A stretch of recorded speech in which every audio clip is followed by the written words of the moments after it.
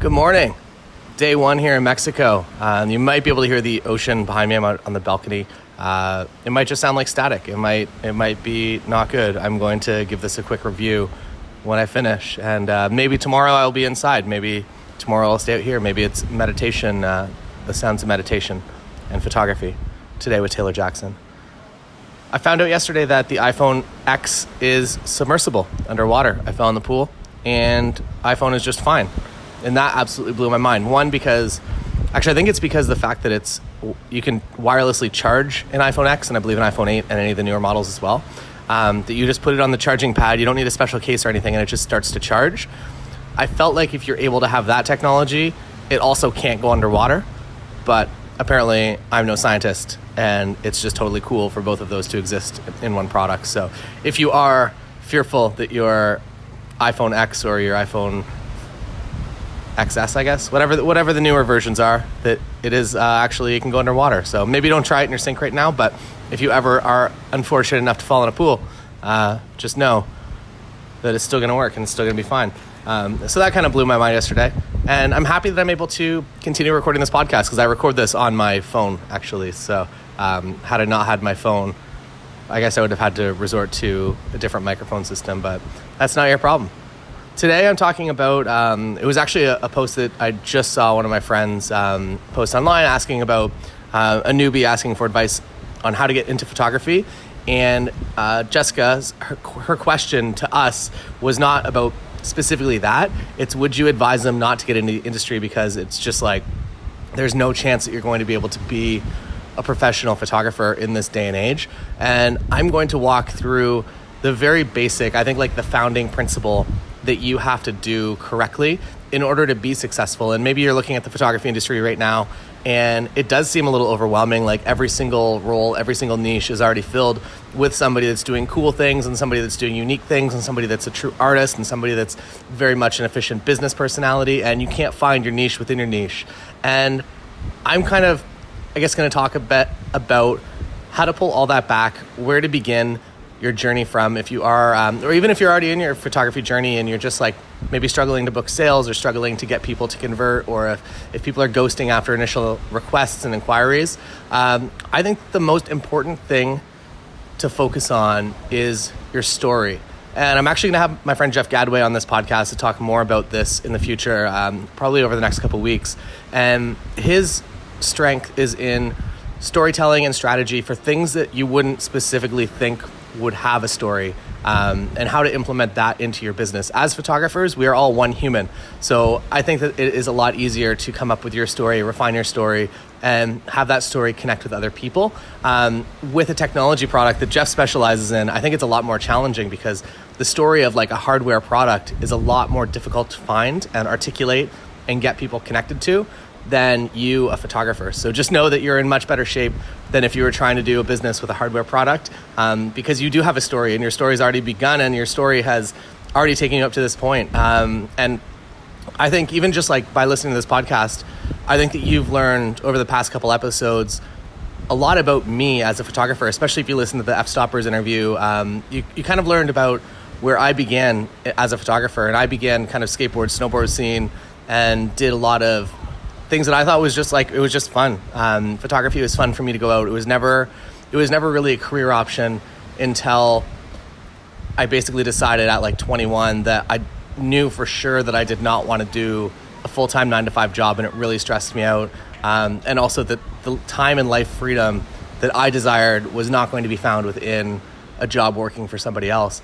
So I learned pretty quickly on that my story as a concert photographer that was transitioning into weddings, I was able to really use the whole that I'm a concert photographer, I'm not a wedding photographer. Don't hire me if you want a typical wedding photographer, because I'm not that person. I want to come, I want to shoot your wedding like it was a concert. Like, I don't know, just like as far as the candid coverage goes, I want it to be like that. For the actual staged photos, I'm not going to get like all romantic and lovey-dovey. We're going to do just like things that look cool. Obviously my style has changed and evolved since then, which I believe everyone's does. Your voice matures over time, but that was a starting point, and that was enough of a hook for people that were passionate about either just like that they were in the music industry, that really resonated with them.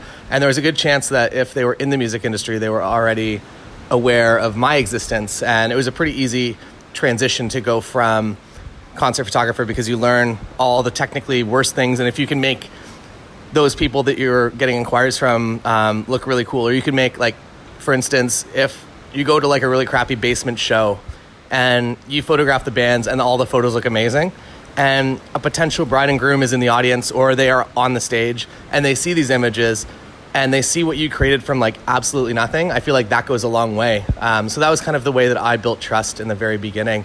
And that was my story, that I was snowboard photographer. I got into weddings, not necessarily by accident. It was a lot of effort, but it was definitely the weddings that I enjoyed the most were concert friends in the very beginning.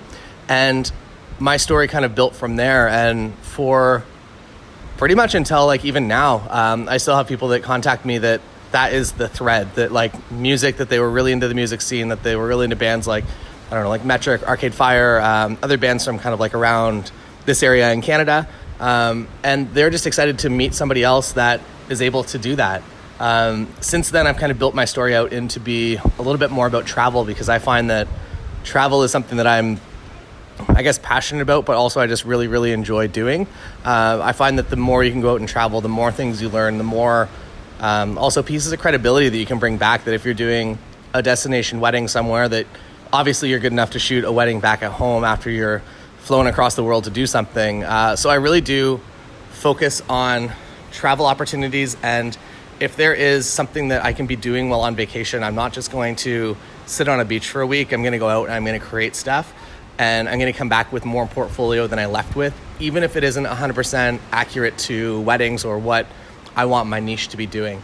So if I can give you kind of one big takeaway, it is to think back on your story and how you can summarize that the best you possibly can. However you first got into photography, whoever gave you your first camera, anything that you can do to really relate to the people that are going to be coming to your website.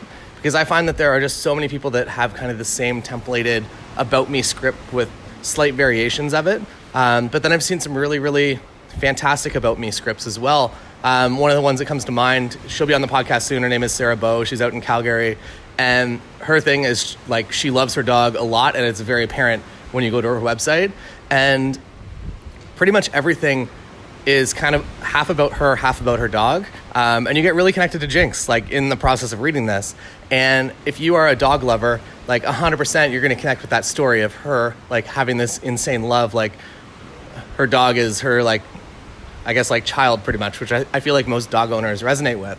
And I feel like if I was looking for a wedding photographer and I was in Calgary and our dog Richard's really awesome and we found Sarah, that I think that like that's pretty much a sold deal at that point, because her story connects so well with Lindsay and my story. And I think that if you are able to find common threads, the things that make you the happiest, I guess, as well, and use them as your marketing objectives and the words that you can put out there onto your website, and to better attract the people that are exactly like you, I think that is kind of how you really start to create a business, regardless of what genre of photography you're in. Weddings, like, it's very much B2C, so every couple that comes in, I'm not selling to another business. So the story is pretty much everything in this specific case.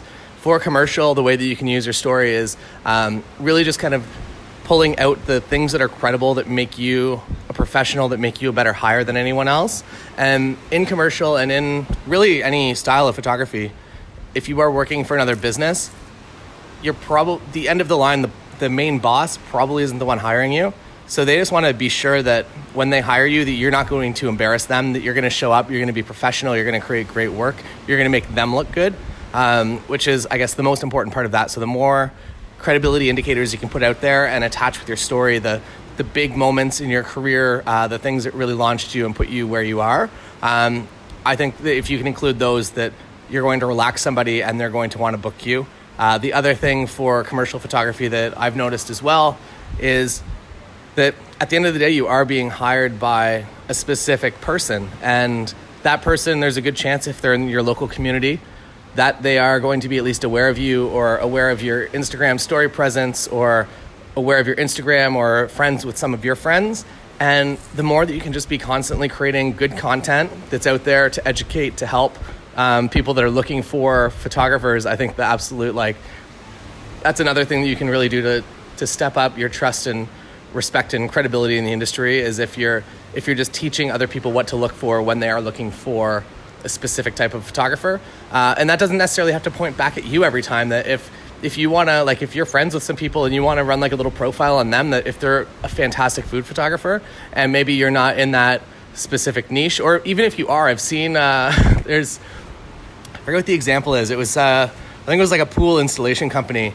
His marketing thing was that he listed like the best, the top 5 like pool installers or whatever in his local area. And you came to the company that he was running, their website, but their company was not on the list.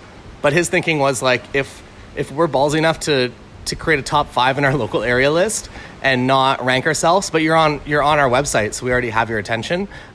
He found that converted amazingly well. I don't know if I'm about to go out and rank my top 5 like competition in my local area, but I think it's a very unique thing as a photographer, especially if you are somebody that can only be in one place at one time, and you do have a certain skill set that if you can connect with other people and you can kind of intertwine your stories about how you guys work together to create amazing work, that if you're going to hire us to come in and do like this restaurant package, that I'm going to do all the architectural photography and like whoever is going to come in and do all the food photography, and then this guy's going to come in and do all the documentary photography, and it's all like our special niche, and we can bang this out in like an hour and 45 minutes. I think that's a pretty cool thing. And if you can also take it one step further and really document things in video as well, have somebody come behind the scenes and actually show the story of you guys creating that work, that is a piece of content that if you put out there in the world, it will really do something amazing for your business. I've just noticed that like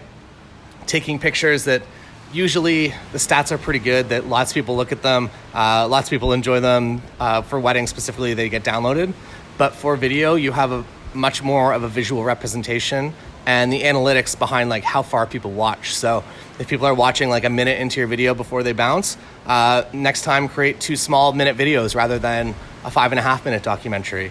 And also know who you're creating the content for. So maybe that's another key point as well, to know your end person, to know who you're writing for, and to write your story for them, and not for yourself, not for your ego, not for your own mental like benefit. Write in terms of what they would want to see, what would relax them, what would likely have you be the person for them to hire above all others, regardless of, even if like maybe your photos aren't as good as the person they're comparing to. If they connect better with your story, they are going to have a much easier job booking you, because they just like you at the end of the day. So I think there is still room in the industry. And if you are just getting started now, really focus on your story, stay true to that. And that story can be a little like schizophrenic like mine is, that I definitely have a lot of weddings and I have a lot of travel on my Instagram, but that narrative, I've stayed true to that for quite some time. So I think it still is 100% good as far as attracting the couples that I want to be attracting. All right, that's all. Day 1, Mexico. Hope you enjoyed today's podcast. I will be back tomorrow. Don't know what we're going to get up to today. I know later this week we're going to Outback Steakhouse, which is, if you followed me, I worked at Outback. Actually, I guess I talked about this a couple days ago on the podcast. I worked there for a long time. My best man at my wedding also worked there. I think we worked there together for like 7 of the 8 years that I was there. And any place we are in the world, we just think it's really funny to go to an Outback Steakhouse. So Outback Steakhouse Cancun tomorrow, coming for you. The other funny thing is that when you email the tourism providers and you're like, hey, so like we'd like to book you for like a 6-hour tour and we're going to go to Outback Steakhouse first, it's really funny. I really enjoy that communication process. I'm not embarrassed by it. I find that to be like I really like being the one that just gives them the random request that they have never received ever before and probably never will receive again. So I don't know. That's what gives me internal joy, is coming up with things that make other people laugh and ask like, what the heck? Like, why? You're in Cancun. There are so many like beautiful seafood restaurants to go to, and you can go to like an island, you go on a boat. But now we're going to go to Outback Steakhouse, and it's going to be awesome. Thanks for watching today. Thanks for listening today. The outros are getting a little bit better. Thanks for being here.